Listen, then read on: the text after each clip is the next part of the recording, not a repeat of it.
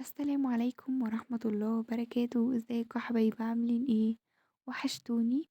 النهاردة هنعمل مع بعض بقى عدس بالشعرية تحفة جدا، واللي مش بيحب العدس هيحب العدس بالطريقة دي.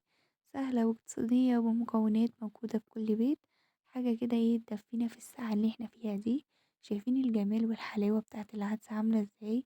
انا عايزة اقولكم ان ريحته كانت رهيبة جدا، وطعمه كان حلو جدا جدا. كان نفسي يكونوا معايا عشان تشموا الريحة والحلاوة بتاعته. يلا نشوف المقادير مع بعض ونقول بسم الله الرحمن الرحيم، اللهم صل وسلم وبارك على سيدنا محمد. عندي كده المكونات بتاعتي. عندي كده كوبايتين كبار من العدس مغسول كويس جدا ومتصفي بالشكل اللي انتوا هتشوفوه ده معايا اهو، مغسول ومتصفي كويس جدا. وعندي مكعبين من الزبدة، وعندي بصلاية كبيرة متقطعة رباع، عندي 4 فصوص من الثوم، طماطماية كبيرة متقطعة رباع، وعندي جزراية كبيرة متقطعة شرايح بالشكل ده. عندي كده اهوت الحلة أبدأ أنزل فيها العدس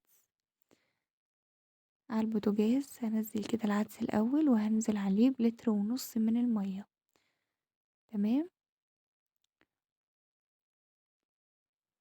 وبعد كده هروح نازلة بالخضار بتاعي اللي هو الطماطماية والبصلاية والأربع فصوص الثوم والجزر. بعد كده نزلت بالمكونات وهو على النار كده هقلبه. شايفين؟ ممكن نزلت بالمكونات كلها. الثوم بنزله صحيح، مش بفرمه، بنزله صحيح زي ما هو كده.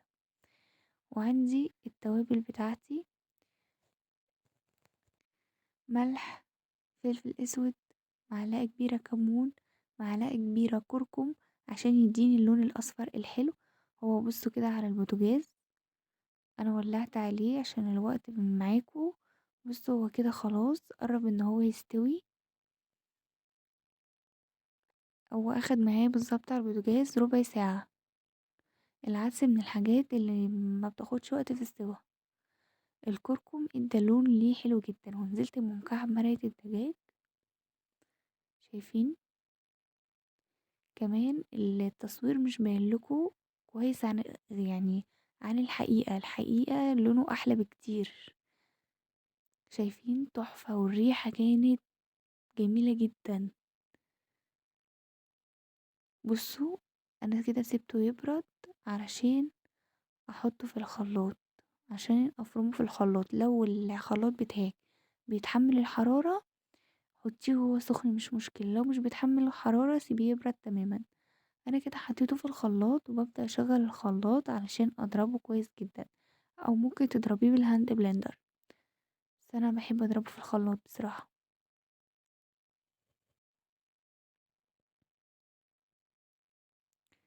بصوا بضربه لحد ما ينعم معايا جدا.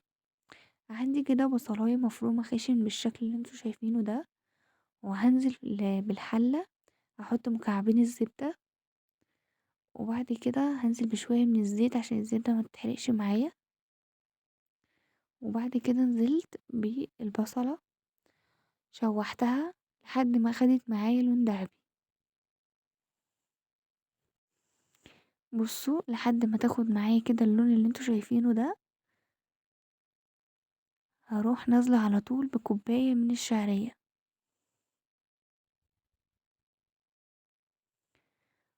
وهفضل اشوح اشوح لحد ما الشعرية بتاعتي تاخد لون. عايزة اقول لكم حاجة: ما ينفعش تحطوا الشعرية من غير ما تشوحوها التشويحة دي وتاخد معاكم لون فاتح. لو حطيتوها من غير ما تشوحوها هتعجن معاكم، مش هتبقى احسن حاجة. حطيت كده معلقة صغيرة من السكر. انا دلوقتي بشوح مع البصل الشعرية لحد ما الاقي اللون بتاعها بقى دهبي كده فاتح. مش هغمقها خالص، يعني انا ما غمقتهاش لما جيت اعملها. اوريكم اللون بتاعها. بصوا اللون. هنزل كده على طول بالعدس بعد ما ضربته في الخلاط. انا عندي القوام سايل معايا شوية علشان خاطر الشعرية تستوي. عشان الشعرية بتستوي في السوائل، فلازم أن يكون الخليط ايه ده، يعني بنفس القوام دوت عشان الشعرية تستوي معاه. تمام. وبعد كده اسيبه بقى ايه لحد ما الشعرية تستوي واقدمه معاكم. بصوا، تقلب كده ونوزع الشعرية كويس جدا ونسيبه يستوي عشان نقدمه مع بعض. وده كان شكل العدسة بعد ما خلص. ريحته جميلة، طعمه حلو، لونه جميل جدا يفتح النفس، مع حتة كده بتنجانة مخللة. عايزة تقطعي فيه عيش وتعمليه فتة، مفيش اي مشكلة، هيبقى معاكي جميل جدا. عايزة تاكليه كده بيبقى زي الفل. لو عايزة تخففي القوام اكتر من كده مفيش مشكلة.